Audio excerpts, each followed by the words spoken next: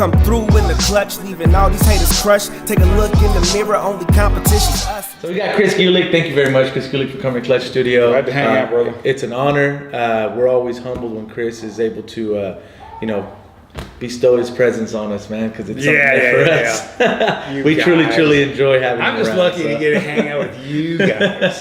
So we're on Los's Note 6. We brought Chris Gulick in.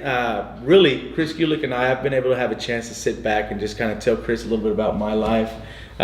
We found out that we had some mutual connections from way back when I was in middle school. Which was really cool. But for those who don't know Chris Gulick, man, just let everybody know out there what Chris is doing at this point in time, man. Currently, I'm a self-unemployed sculptor. I use that term because it's always feast or famine. In between a show or in between a commission and not having a commission or not having a show, you're going, okay, how are we going to get the bills paid this month? Oh, but things just always seem to fall in place. Somebody ends up coming up with some other side work. I mean, I work for other artists as well. In fact, actually, right now I'm talking with a gal who is getting ready to start up a new shop here in town, and I think she might be teaching me how to stitch leather. Awesome. Yeah, that's what I'm talking about. What was one of the latest sculptures you worked on? I'm making chairs, and it's all about something that's near and dear to my heart, and that's people in recovery systems. Some of my service work out there in the regular world has to do with people that are drunks, junkies, these kinds of folks. And that's been part of my past life as well, those kinds of issues. And I'm fortunate to be standing here. For all intents and purposes, I should be dead in jail. I would have died. No, he hasn't finished his sentence yet, man. Let's go back. I can definitely relate to that, man. I think that's what brought us together when we first talked, man. When you took me to lunch at a very nice little spot on 13th Street, the people that were there were we survived ourselves, man. You know what I mean? So I think for me, man, it's something really close to my heart, man. Is when we're able to go back and say, you know what, man, from that past we learned. Where we're at right now, we're just enjoying life. The bonus, I guess, extra that we have right now, because I feel the same exact way, but. There's nothing out here right now that I feel I'm not capable of either producing or creating or doing, man. So the sky's the limit for me right now, being able to have gone through that past, man. That's how I feel right now. But tell me a little bit about feast or famine. When you say that, that hits me hard too, because it's definitely something that I know that a lot of entrepreneurs or people thinking about being entrepreneurs understand. For the most part, really. I mean, I've been a wage worker since I was 14 years of age, and after I took a voluntary severance from Ma Bell, as it's referred to, most technicians that have been 30 years over, they get made a buyout offer because they need you young pups in there that, hey, you're a little bit stronger, a little more resilient, not near as mouthy, Yes, sir, okay, yeah, I want this job. I have a family to feed. Yeah. My kids are grown, got their own jobs, but it was one of those things that I'd been working on. Being a sculptor essentially was my second job for 20, plus years, and but after I decided to go ahead and leave there, it was one of those things, timed out well. I had enough money to keep things moving for a while, so let's go see if I can make my living doing this. Right. And besides, I'm supposed to do it anyway. It really is a case of I truly feel inspired. I've never gone a day in my life without food, shelter, clothing, and some kind of a luxury. Now, there's been times when a cigarette and a beer was the luxury for the day, but that's okay. So operating on that evidence of my own past life, I can easily call that faith in something. Well, I've never really had a bad life. There's been bad stuff happen in my life, and it was usually my fault. So right. I agree. So I'm kind of operating on faith on that aspect, and another artistic project is I'm working on a book. Yeah. And me and my writing partner, we're we're flattering ourselves maybe, but we're pretty convinced the book's going to do really well when we get it published. Yeah, we can't wait. I can't wait to see it, man. For me, do you think being in that, obviously, I'm the same way as far as faith and being able to think creatively, does the commission aspect of it hinder the creativity process? For some people, yes, it does. Okay. It absolutely does. Me, doesn't bother me in the least. I've been customer service again since I was 14. Yeah. So I like having the customer be part of the process. I take them sketch designs and they show me things that they respond to.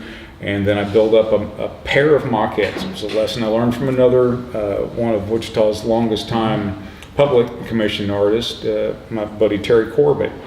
He said, you walk into a meeting with two choices. You give them more than that, it makes it confusing and you'll have another meeting and it'll suck. But that said, I like going through that process with the customer because they teach me new things about aesthetic appeal to their type of folk, etc. Have you ever had it like artist to artist? Does that kill sometimes the creativity? So one artist commissions you for some art.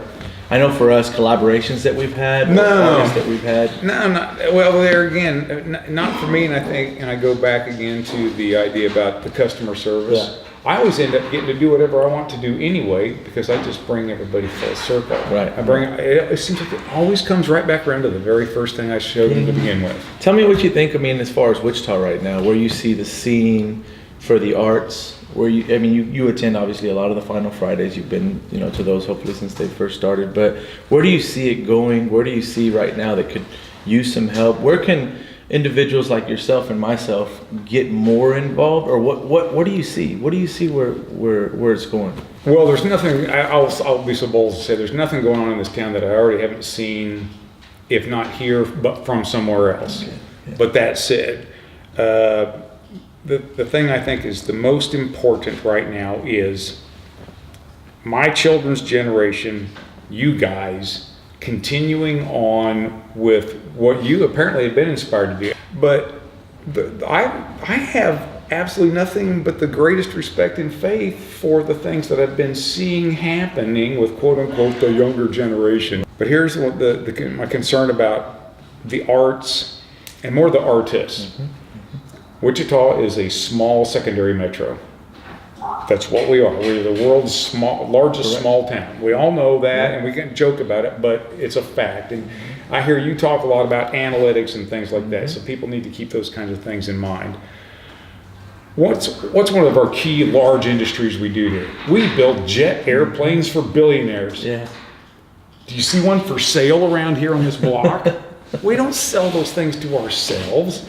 And why would an artist think they're going to make their living off of the town they live in? That's so awesome. That's now awesome. Graphics folks can to a certain degree. To a degree. But not much. Yeah, not much. Your customer base is not big enough to support this company by selling shit only from here. Agreed. It ain't gonna happen. Agreed. Right? Agreed. Okay. And that's just pure math. So you guys just keep that's working, amazing. man. Awesome. Man. I think you're the ones I'm dependent on now. That's awesome, man. We appreciate it, man. For me, I know we've thought completely from the start. How can we bring more money from the outside into Wichita, right? How can we continue to go out, provide the services that we offer outside of Wichita, so we can bring more here and do the cool stuff that we like to do. Have our Final Fridays and do blow-ups and things, and then we can all enjoy the things that we're bringing from the outside, man. Well, with things like the Final Fridays, I mean, here it is. It's become this grand overnight success 20 years later. Yeah, 20 years later. I think that's everything, right? I think Final Friday was started 20 years ago. You heard it here. Wow. I think that's everything. I think that's why sometimes I step back and say, okay, I need to sit down and pay attention to who laid the groundwork. One of the things that I've told you, I've shared with you is, the fact that I can look back and say, man, I remember all the things that were happening previously when I was out there in the street just running around, wasn't even into art at all. And I could remember things that were happening. Or the foundations going way back and saying my father, who laid the foundation, who I told a long time ago, I didn't want to become what he was, simply because he was sacrificing his life so that I could have a better life, right? So the foundation that he laid, unless I stepped back and looked at it and said, what was my dad really doing? Perspective. That perspective just blew, I mean, it blows your mind, man. So I definitely appreciate you sharing that, man. I definitely know that we need to do a full-on, almost a documentary style with Chris. That's something that we've been, so before the book, It'll be a lot of rambling. we'll be able to get in there and do a documentary, but we appreciate you coming. We appreciate you being here, Chris. Good to hang out as usual. You know, me and you're going to hang out a lot more. Don't forget, keep following Los's notes. Make sure you look up Chris. Make sure you look up what's going on with him. Stay tuned. There'll be some collaborations going on. Westside, peace. Let me show you how to do this, son. I put my heart and my soul in this is 2 in 1. A lot of people out there faking, know when you can't run. Clutch studs in the building. If we could do it, man, you could do it too. I'm done.